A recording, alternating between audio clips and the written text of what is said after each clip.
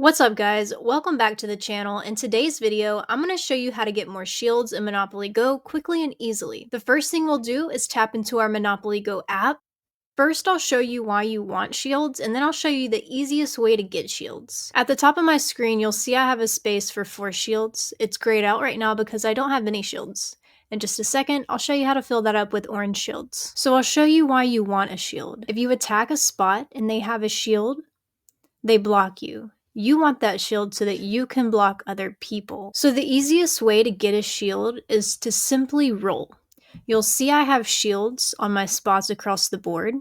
And if I land on a shield spot, I'll collect that shield. I'll land on a shield spot here, and I've collected 3 shields. You'll see I have 3 shields filled in at the top now.